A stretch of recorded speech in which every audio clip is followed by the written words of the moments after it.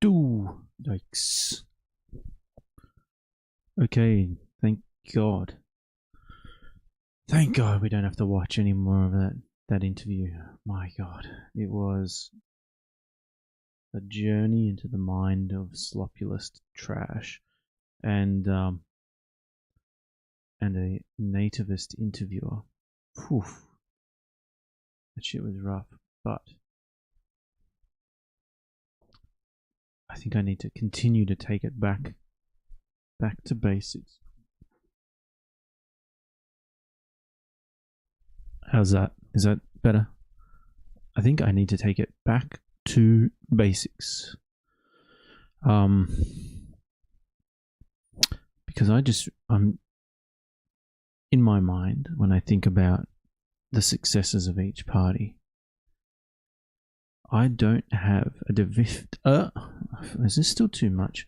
I don't have a definitive list of the successes and failures in a handy way that I would like to have. So this will be a nice, relaxing hour of reading about legislative accomplishments. And I'm sure you, listener, cannot wait. Okay, so where to begin? I guess I think I have to pick a time period as well.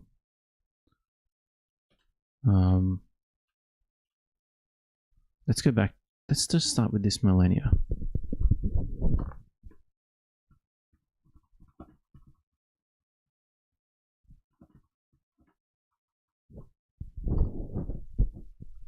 Okay, here we go.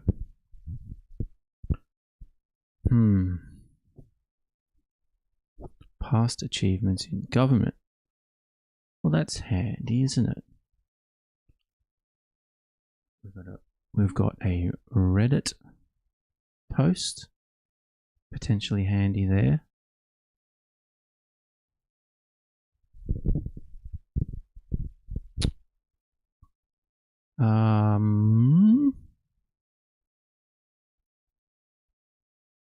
Oh God, the Nationals, no.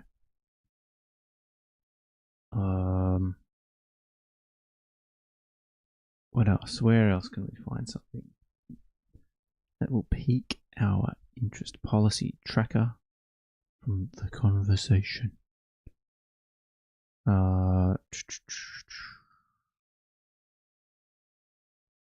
Melbourne Law School, a critique of the federal governments. Wow.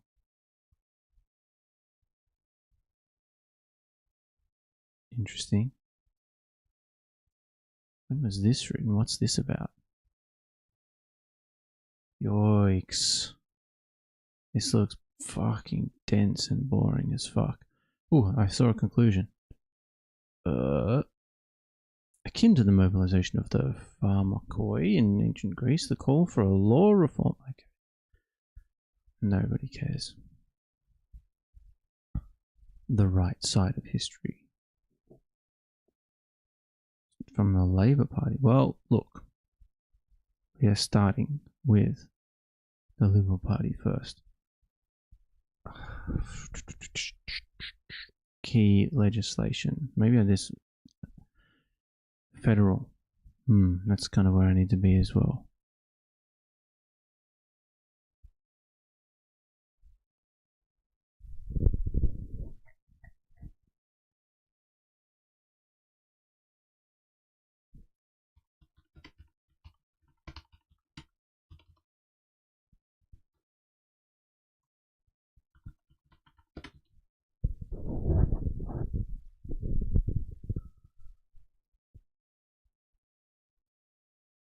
Okay, there's an interesting list there. Chronology of legislative developments. What the fuck?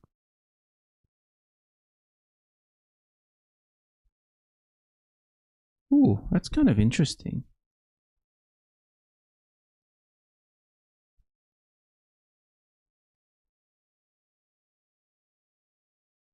Oh, it's nice and dense too, I suppose. Now we need prime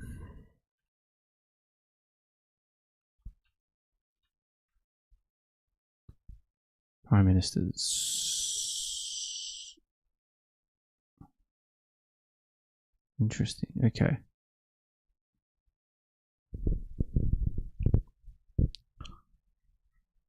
So, starting, Edmund Barton was our first prime minister. Let's just quickly run through the list because we need to make sure that we are locked in. So we've got Barton, Deakin, Watson, Reid, Deakin again, Fisher, Deakin again, Fisher again. Yes, the Labour Party. Watson, Chris Watson. Fuck me, he looks pretty Aussie. Jesus Christ. These guys looked young when they had their photos taken too, right? Fisher, Deakin. How many times did Deakin serve? 1, 2, 3. 3 times, okay. Fisher, Cook, Fisher, Hughes, Billy Hughes, Labour Party, National Labour, Nationalist Party. Okay. This is through World War One. And so that makes kind of... Did he end up as a communist? 1, 2, 3. Fuck me, he served a few elections. Bruce, Scullin, Lyons, Page, Menzies, Fadden, Curtin, Ford, Chifley, Ford. 7 days, okay. Like, why have I not heard of this bloke before? Because he served for 7 days. Nice. Well done, Frank. Same with Fadden, 39 days, right? So it looks... And Page, 19 days, yeah. Lyons I haven't really heard much of. It served through most of the war, though. Surely quite instrumental. Well, not for most of the war, did he? The start of World War II. Quite interesting. United Australia Coalition. God, there's a lot of history here that would be nice to know. Then Menzies. Shit, Menzies did 3...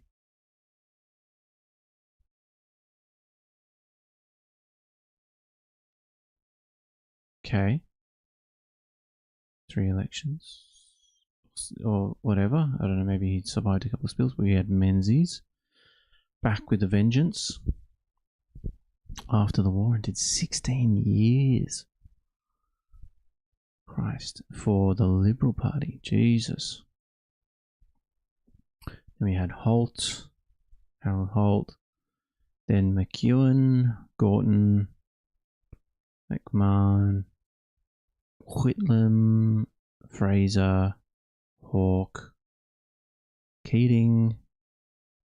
John Howard started in 1996.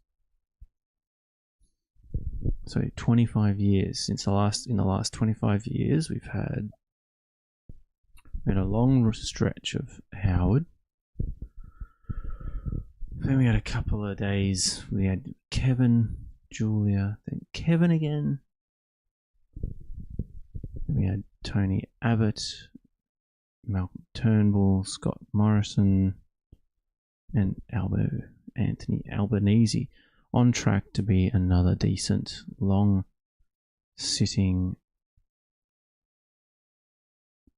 Labour Prime Minister. Phew! Scott Morrison felt like such a fucking disaster, actually. Unbelievable. What do you do? I think this is 44th. Oh yeah, because Tony Abbott got spilt. So Malcolm, did end up doing a bit of the 44th, and then 40. Yeah, Turnbull was the 45th for a little while there. So he won the election, and then Scott Morrison spilt him like hot chocolate.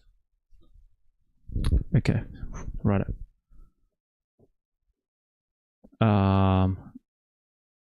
What's our AI overview giving us? Okay. Federal, Liberal, National coalitions legislation since 2000 has primarily focused on taxation reform, broader security, counterterrorism, and industrial relations. Key landmark legislation enacted during coalition federal terms 2000-2007, so that's John Howard, and 2013 to 2022, that'll be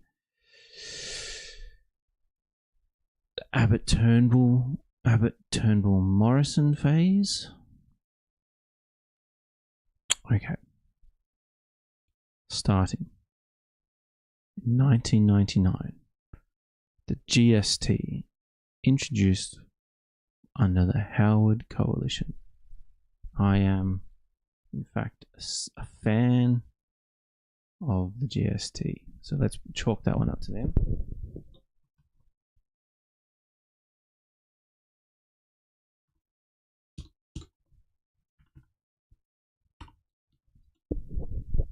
Taking notes as we go, obviously. The world's shittiest notes, because I'm having to do all of this with the most ghetto setup in the world. Anti-Money Laundering and Counter-Terrorism Financing Act overhauled Australia's financial regulations to meet international standards in combating money laundering and financing terrorism. It sounded like it needed to be done, but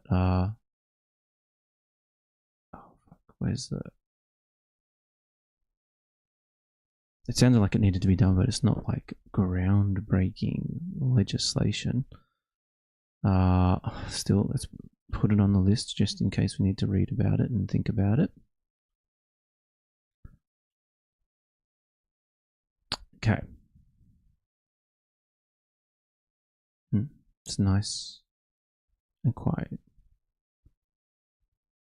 But I can't stream in 4K. I can't stream vertical. What? So, no, I don't want it. Okay. Alright.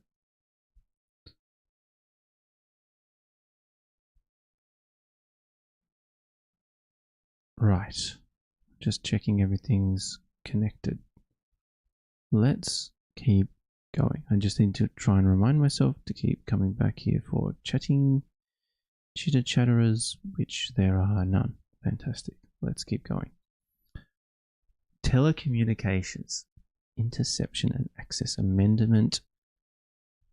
So this act required telecommunications companies to retain metadata for 2 years to assist security and law enforcement agencies in investigating serious crimes and terrorism.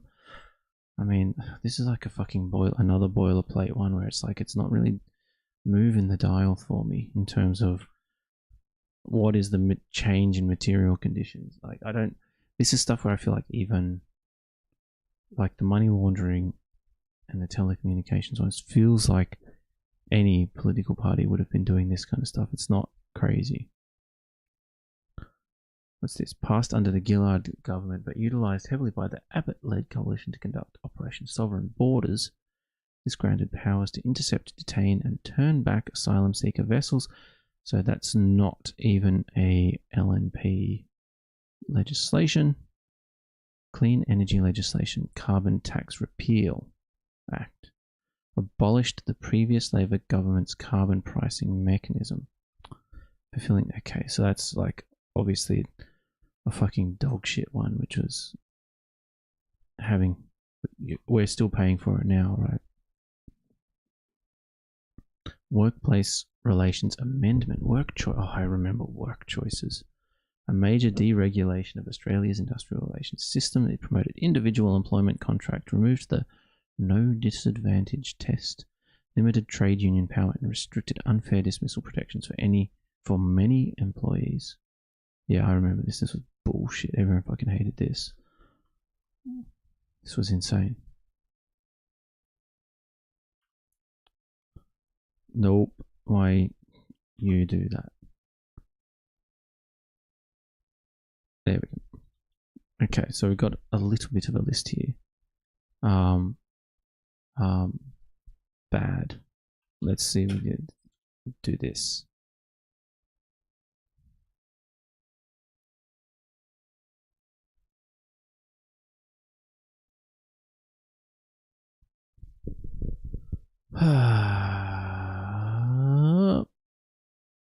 Complete list of the corruption over the. Oh, I quite like that. But this is a Facebook. My God.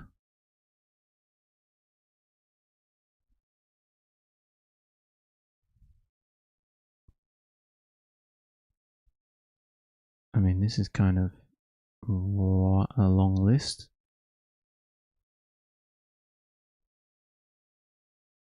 Man, Facebook people go wild, hey.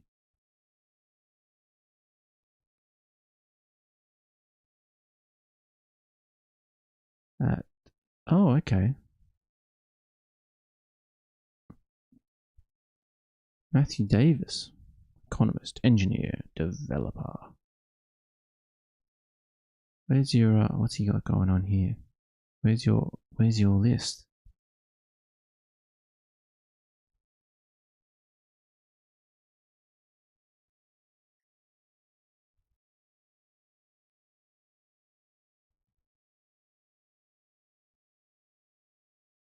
Oh, I thought there was going to be an updated list. Why paper voting? Okay, anyway. A typist package for drawing musical scales. Huh? Righto. This guy's got some eclectic projects. But you go, Matthew Davis. You're onto it, mate. This is the internet that millennials grew up with. So this guy actually looks like a millennial here. So the internet we knew is dying. It's being replaced by AI.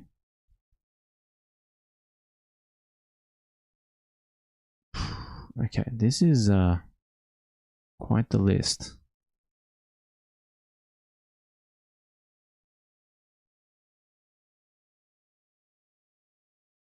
Righto. Here we go. Past achievements. From the horse's mouth. Let's scroll. We don't need to. Here we go. Here we go. Some achievements of the Howard government. Fuck. God damn, this is going to read terribly, isn't it? Like, it's just ugly to look at. This is not, whoever's doing this layout, this is not it. This is not good graphic design. The Howard government guided Australia through one of the most successful periods in the country's history. Its economic policies rebuilt Australian prosperity after yet another period of Labor economic mismanagement under the Hawke-Keating government. Jesus Christ! Which had resulted in the worst recession and highest unemployment for 60 years. I'm pretty sure the whole world went through a recession at that time too, though, right? Like, I don't think it was just Australia. The Howard government's policies enabled Australia to resist the impact of the Asian economic downturn and restored effective full employment. A strong economy and the prudential supervision of the financial system put in place by Howard government protected Australia when the global financial crisis occurred in 2008. The Howard government's policy success was based on its firm commitment to liberal values and a common sense approach to dealing with problems. John Howard described his philosophy as a combination of economic liberalism and social conservatism. Some of the features of the Howard era include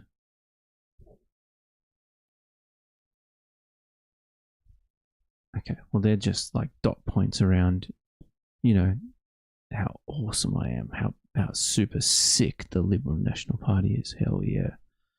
Apparently. The economic prosperity achieved by the Howard government meant that people had more money to invest in savings for the future. Well, you know, it helps when inflation drops significantly too, right? Well, like not even inflation. Inflation was fine. It was the, what is it? The fucking, the cash rate, right? The Reserve Bank cash rate dropped crazy low as well, right? Australia's strong position also allowed the government to invest in new roads. Wait, where am I? Here we go. New roads and rail, as well as in environmental projects throughout the country. The most significant achievements of the Howard government include eliminating Labor's $96 billion government debt. By 2007, Australia was saving $8.8 billion a year in interest payments. Okay, hang on.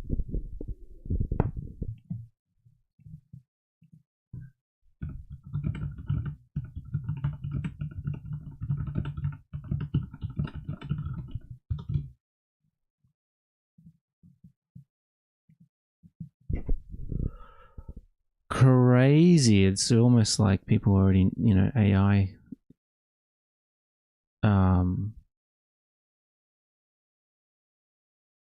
God, the Australian Institute.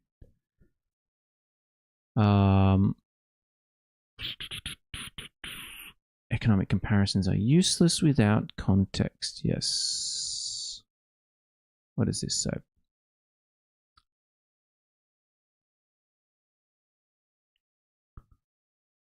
Okay, it's not too long.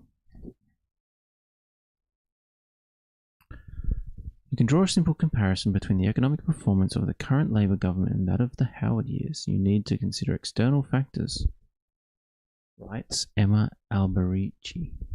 Drawing a simple comparison between the economic performance of the current Labor government and that of Howard is like making direct comparisons between Libby's Trickett's 100-metre freestyle time with that of Sally Pearson in the 100-metre hurdles. Assessing sporting scores like debts and deficits needs context. Peter Costello gloats about his debt-defying years as Treasurer, knowing that among his biggest challenges in office during the pre-GFC world was deciding how to spend the tide of mainly resources, company tax revenues that swamped his 12 budgets. Specifically, not wanting to run mammoth surpluses drove Australia's longest-serving Treasurer to set up the Future Fund, which finally allocated money to the previously unfunded superannuation entitlements of public servants. For the coalition to claim that Labor has been spending like a drunken sailor doesn't tell the full story. As a proportion of GDP between 1996 and 2007, government spending averaged 24.2%. The stimulus spending of 2009 and 2010 pushed spending up to 26% of GDP, but since then it's been contained at 24%. All things being equal, if Wayne Swan had the revenue today that Peter Costello had in the 2000s, the 12-13 budget would be in surplus.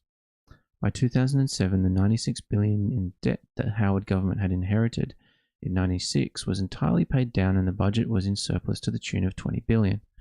Mr. Costello managed this impressive turnaround despite a cash splash on families, pensioners, new babies and first home buyers, as well as income tax cuts over 8 successive years. Motherfucking cunt.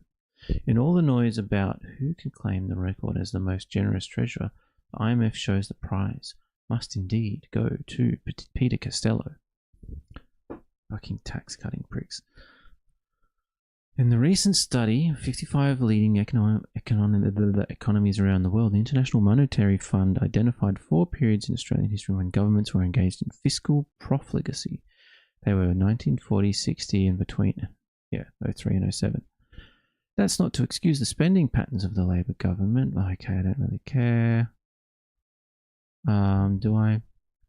Labor has spent all of the $20 billion surplus it was gifted plus another $20 billion or so On a strict dollar-for-dollar measure, Labor's economic management credentials could hardly be described as world-class, but so much of what's been affecting the revenue side of the ledger has been outside the control of prime ministers and treasurers on both the upside and the downside.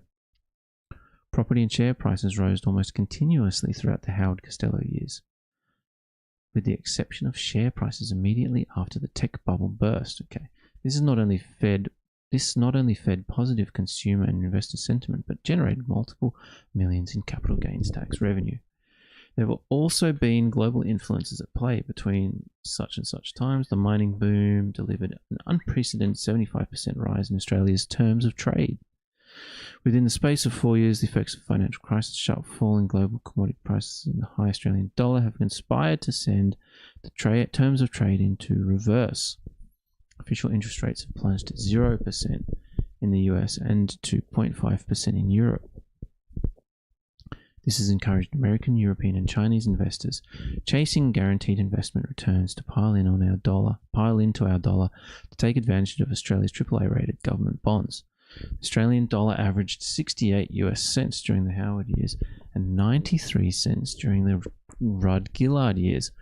Bank of America Merrill Lynch chief economist Saul S. Slake puts it like this: the Australian dollar was below its post-float average 71% of the time, whereas between 2007 and 2013, the Australian dollar has been above its post-float average 91% of the time. And it's not just showing up in lower mining and manufacturing profits. Education is now Australia's third biggest export behind coal and iron ore, so the strong currency is also making it harder to attract foreign students to study in Australia. Back to that $96 billion Labor debt inherited by the government, which actually comprised $40 billion of Fraser government debt that carried through the Hawke-Keating years.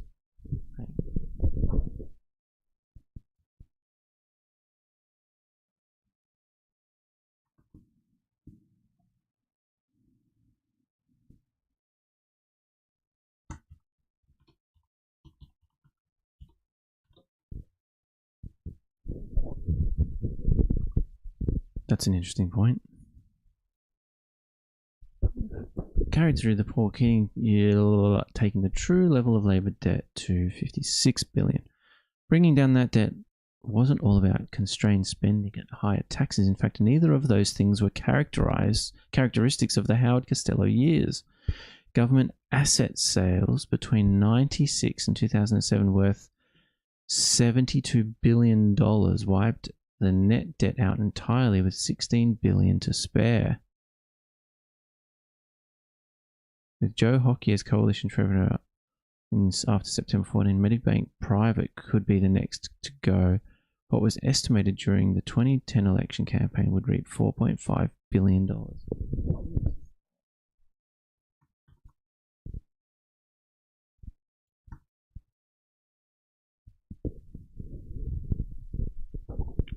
In politics, myth, when repeated often enough, has a way of becoming gospel. This has been on display in the debt and deficit debate, which, until these past weeks, had threatened to engulf all sensible economic discourse. Now that Treasurer Wayne Swan has confessed the true state of the Canberra coffers, the conversation has moved along. Economists across the globe are now keen to understand when debt undermines a country's growth. A theory that had been built around debt to GDP of 70 to 90%, until errors emerged in the econometrics of Harvard professors Carmen Reinhart and Ken Rogoff, killing that consensus. Australia's net government debt is at least 7 times less than that. Then it goes on to say more staff about our AAA rating, but this is all old news. But did give us some interesting numbers. So the Howard government paid down $96 billion, so this is the AI stuff, right? Paid down the national debt primarily by selling large government-owned assets and cutting public spending. Well, they didn't cut public spending according to that article, did they? So that's something that's in question here. Bolstered by massive tax revenues from the 2000s mining boom. About 3/4 of the debt reduction came from selling off public assets to private companies. The most notable was the partial privatization of the telecommunications companies Telstra, which raised billions.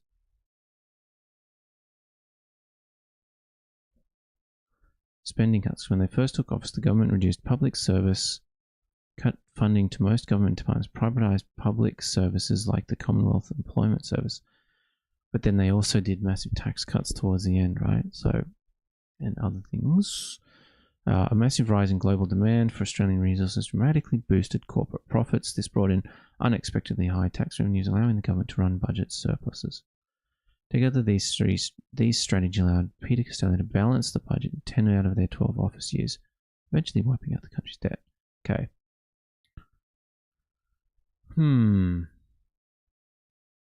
I know I keep getting a little bit distracted here. But, so, this claim is kind of bullshit. Okay.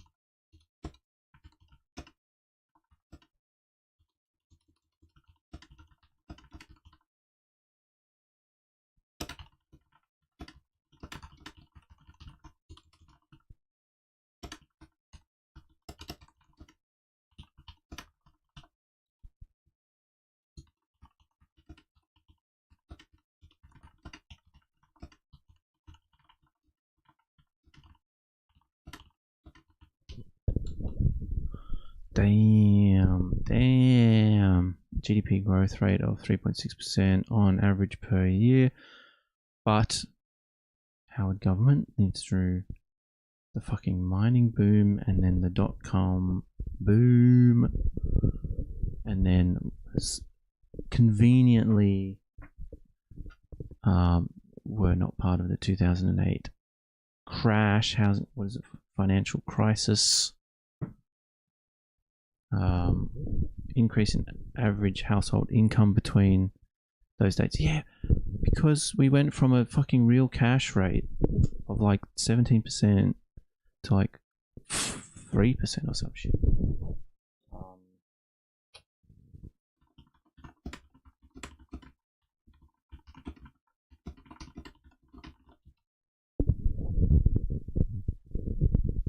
History of RBA cash rate.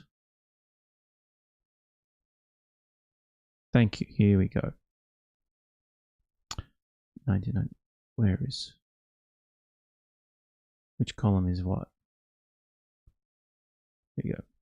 Owner occupier standard variable. RBA cash rate.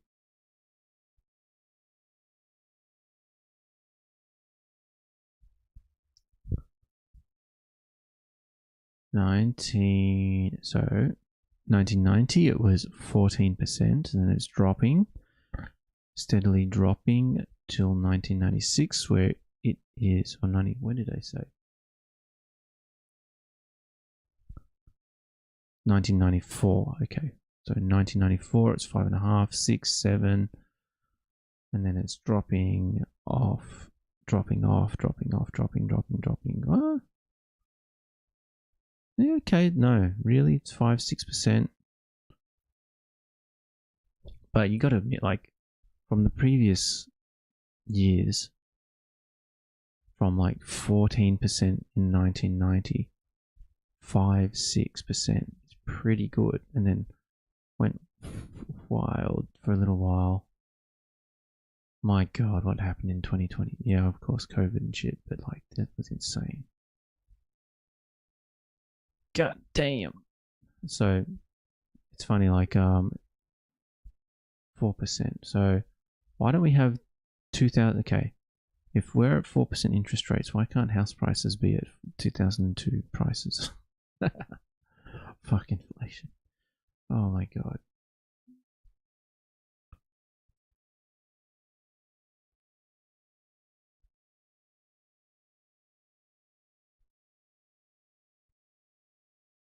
I mean, yikes. This is not needed.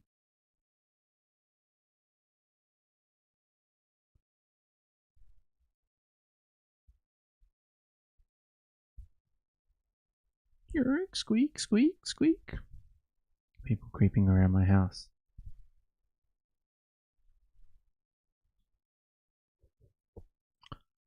Alright. This doesn't help me in terms of the legislation though. I want to know their legislative stuff. Grrr. Let's have a look. Is there anything here about goods and services tax? GST. Look, I quite liked the GST introduction. That was not a bad. Oh, motherfucker. Did they introduce GST so that they could do tax cuts? Oh, no. That might be it. Oh, did they go regressive so they could reduce the progressive tax? That might be true. That's something to think about that I need to understand. Apprenticeships, domestic students.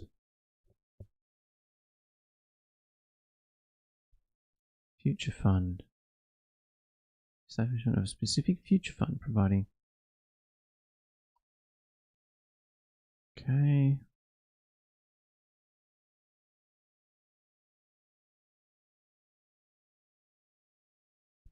Increase in funding for government schools from.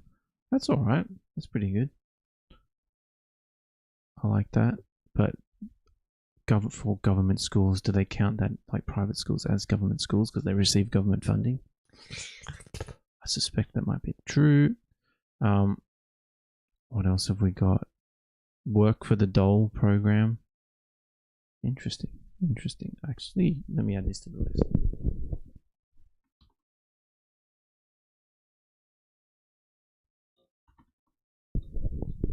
I remember at the time this being a bit of a joke, the work for the dole, but I have no idea how it currently works.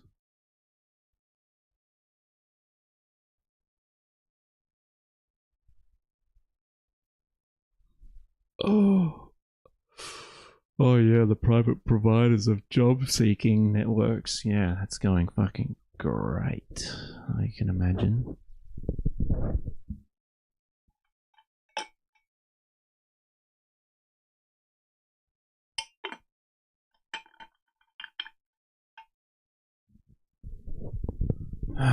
National medical stockpile sounds good.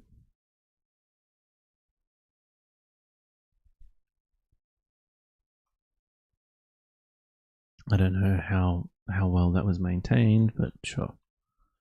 I like the idea of a national medical stockpile. Sounds like a smart thing. Definitely there was a lot more people getting immunization. Large increase in the proportion. Yeah, no, that was good. Whatever they did during the 90s to get people vaccinating their kids was very fucking good.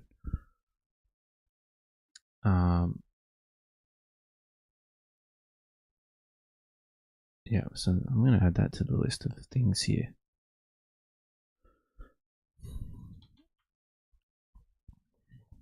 But I've got to be conscious. I'm getting brain poisoned here because this is the Liberal National Party's website telling me how fucking awesome apparently they are.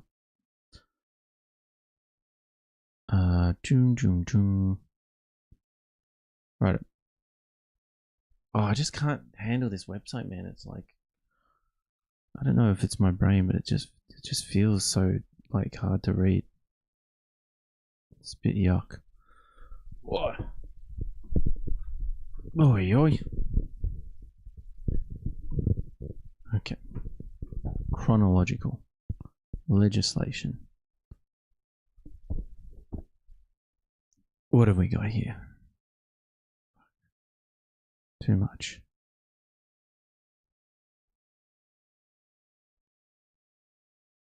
Right, okay. Is all of this This chronology details legislative and other legal developments at the federal level since 11th of September 2001. This isn't all like why would you choose September 11 as like what this? I don't know why this feels a bit weird. Like, is this all just going to be terrorism related? This looks like it's all just terrorism related. Yeah, okay. I don't give a fuck then. Don't give a fuck.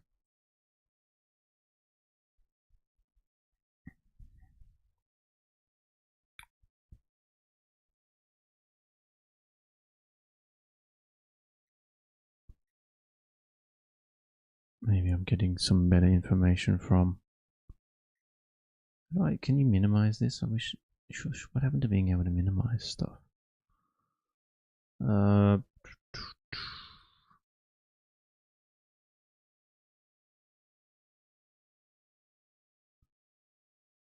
I need to understand. How it works.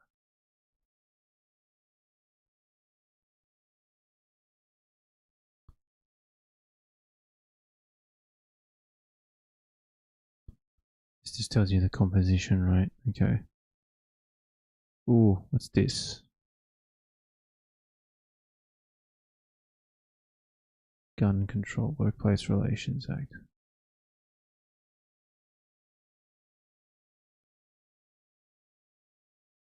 Early, I mean, yeah, okay.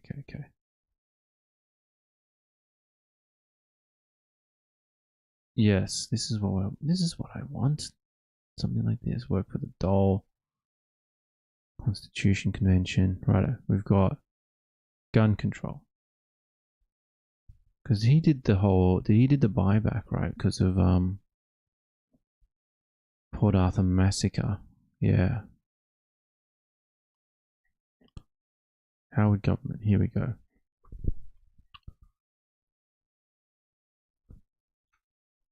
Righto.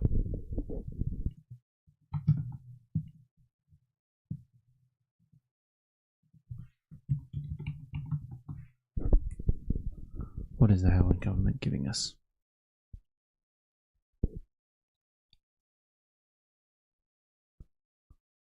First term, election win. Don't care. Port Arthur massacre and gun control. So 8 weeks into the new government's term, 35 people shot dead by lone gunmen. The new National Firearms Implementation Act. Restricted uniform firearm licensing. Yes.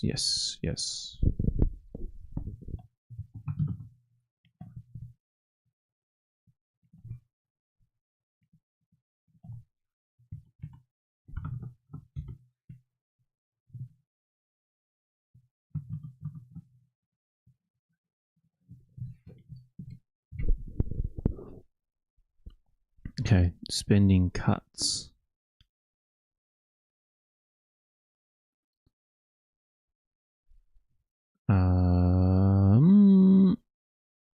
So they reneged on a number of election commitments, which Howard defended as non-core promises. Okay, the coalition government budget, the public service was downsized. The Commonwealth Employment Service was privatised. Cuts were made to all departments with the exception of defence. $8 billion in spending cuts were made over the government's first two budgets. Industrial relations and water.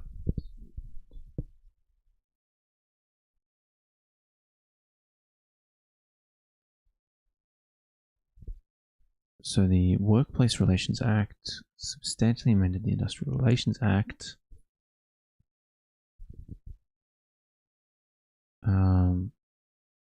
So instead of the Industrial Relations Court of Australia, transferred to the Federal Court of Australia.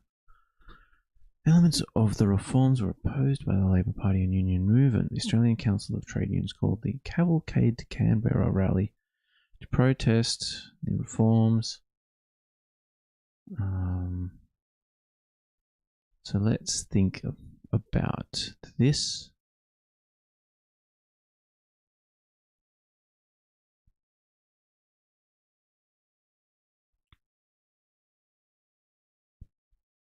So what's this? The Howard government made waterfront reform a key feature of the first wave of its industrial relations agenda. The goal was to lift exports and hence improve the economy, but also sought to use it as a symbolic issue to decrease trade union influence.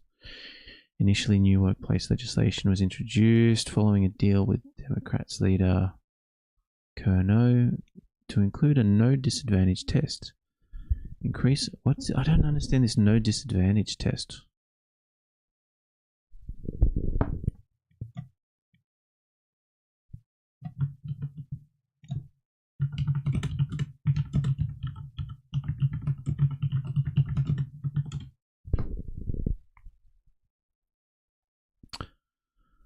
An employment agreement no disadvantage test is an assessment used to make sure a new workplace contract does not leave you worse off overall than your previous legal minimums or a baseline reference such as an industry award. So what was this? To include a no disadvantage test. Industrial relations, baseline wages and conditions are typically dictated by government-backed standards. When an employer and employee or a union negotiate a new enterprise agreement or an individual contract, a regulatory body steps in to evaluate the new terms. The goal is to answer a simple question. Overall, is the employee better off or worse off under this new agreement? To pass the test, the agreement must clear the following hurdles. Overall assessment. The test is usually a global or overall assessment rather than a strict line-by-line check. For example, an employer might remove a penalty rate for weekend work, but this reduction must be offset by a higher base hourly rate so the employee doesn't lose money overall. Safety net guarantees that fundamental baseline entitlements are protected. While the exact phrase no disadvantage test was a hallmark of older laws, current frameworks often use similar but updated evaluations. The concept is now officially known as the better off overall test, which the boot requires that every employee covered by an enterprise agreement must be better off overall when compared to their relevant modern award. The boot from the Fair Work Commissioner.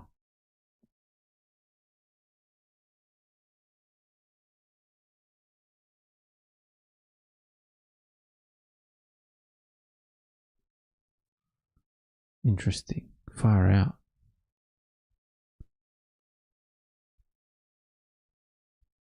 So they were basically trying to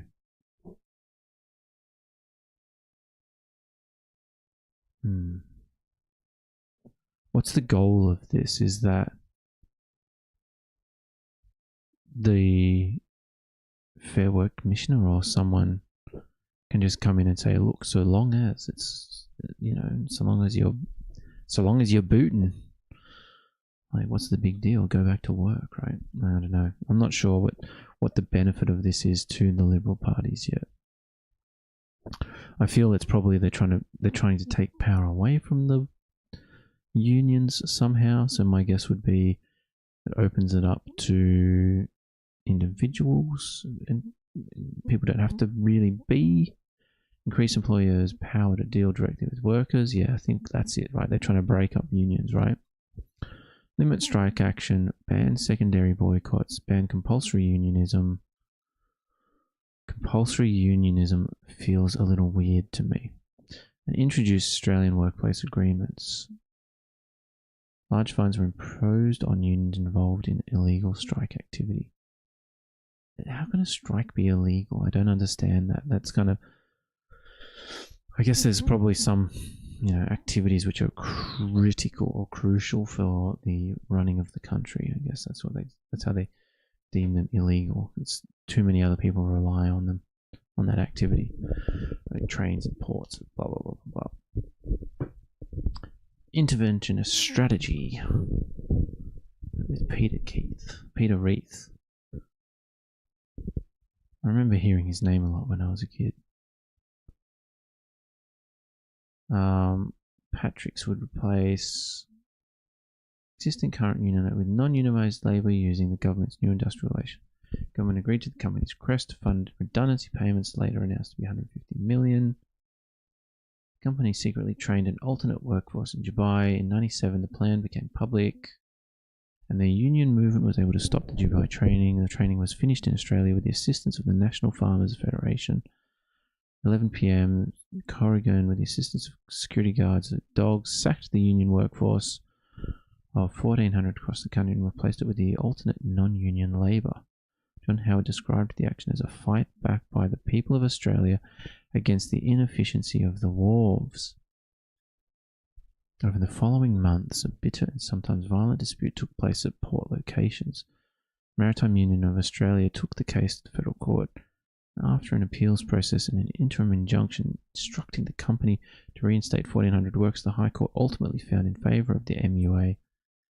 MUA and Patrick's reached a new workplace and productivity agreement, which was adopted in 1998 and included having the permanent workforce, casualisation and contracting, MUA retaining the right to represent maritime workers and changing work practices to what the company originally sought. This sounds like quite a serious piece of history. So let me, I'm just going to pocket this away for later maybe. Tidbits, I'm putting it into my little tidbits file here. Why not? It's a tidbit for later on. Or explore prime, what?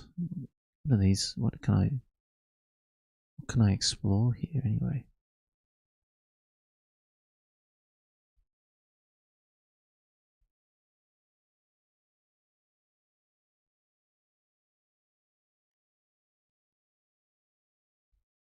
He was hardly Prime Minister anyway, but what have we got?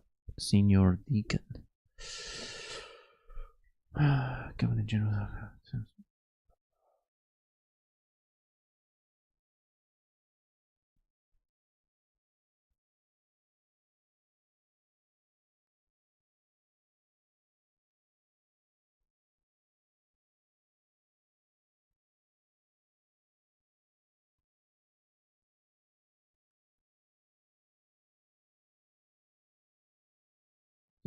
Digitized item. Oh, nice. Okay, what have we got? Adelaide petition number 4 in favour of recognition of God in Constitution and practice of Federal Parliament for daily prayers. Holy fuck! I hope that this. He better not have signed this. Is he on this? Did Deacon sign this, Adelaide? Fuck me. What a dog shit fucking resolution. From the Presbyterian Church, yeah, of course, piece of shit. Oh, thank God that didn't come through. Oh my God, thank God. Thank fucking God. Thank God.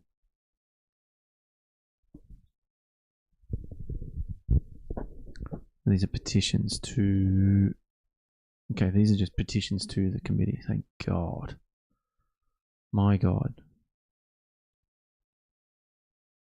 It's this postcard of a deacon. Wait, can I just like see it? Paper, okay. Is there, why would you not have, oh here we go, view digital. Okay.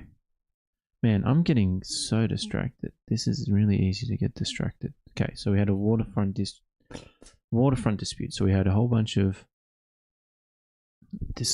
issues with the ports. It's cool to know. Legislation. The government did not have a majority in the Senate and thus had to negotiate legislation through the Senate with either the Australian Democrats. Are they even a fucking part? I feel like they've dissolved, right? What's their... Yeah, they've got 0 anywhere.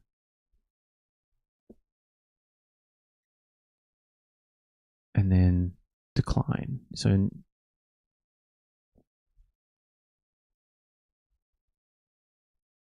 yeah. So 2006, give or take.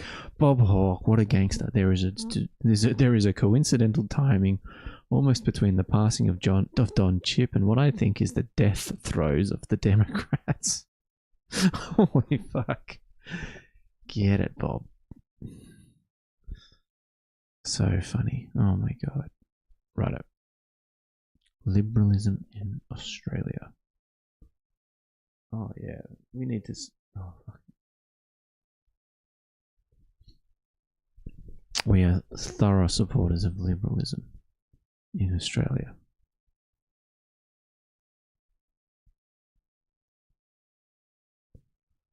So the Australian Democrats were the vanguard of environmentalism in Australia from the early 1980s.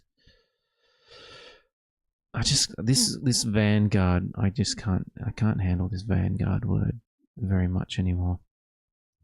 I feel like it's too loaded towards Marxist socialism in my mind. Don Chip.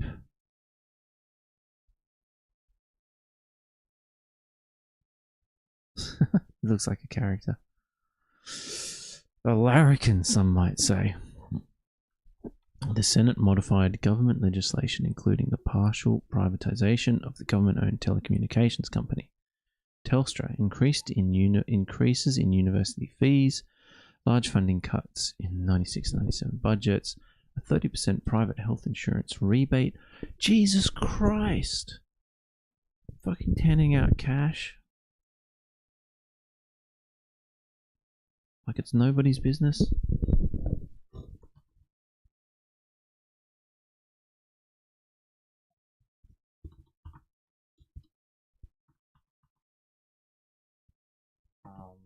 Yeah. Oh shit. Control Shift V is the one that I like. The WIC 10-point plan, large increases in university fees. Yes, I don't like that. Giving extinguishment of native title on past releases. During his first term, only 2 pieces of legislation were rejected outright by the Senate: workplace relations, the Telstra bill. A work for the dole system was introduced that required able-bodied social security recipients to participate in activities aimed at improving their social and work skills. Code of conduct. Coalition campaigned a policy of clean government. As a contrast to the previous government, a code of ministerial conduct was introduced in fulfillment of this pledge. The code required ministers to divest shares in portfolios that they oversaw and to be truthful in Parliament. Interesting. The code eventually led to 7 cabinet ministers resigning following a breach of the code.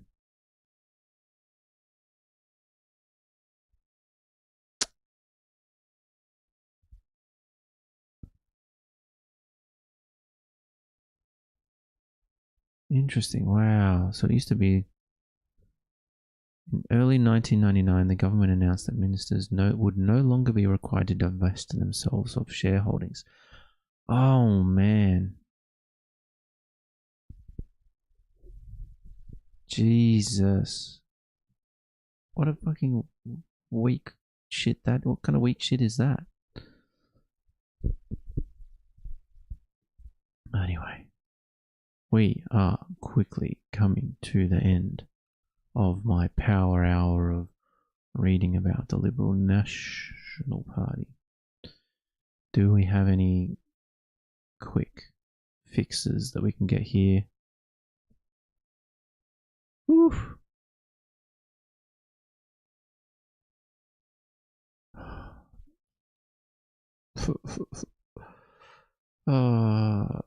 I'm gonna die, aren't I? Carl and Albert. Righto. We got 1 minute. I don't think I can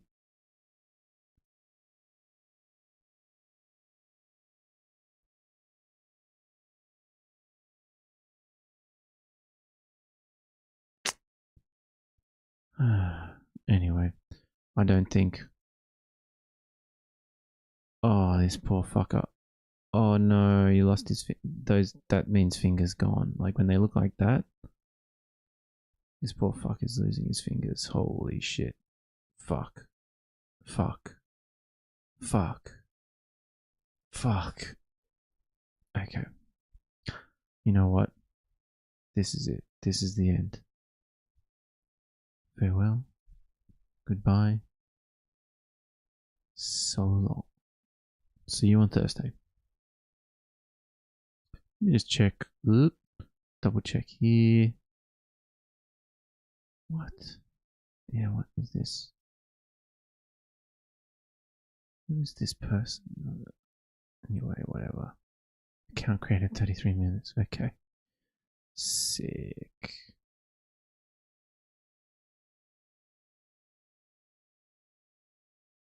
Righto. That's it. All done.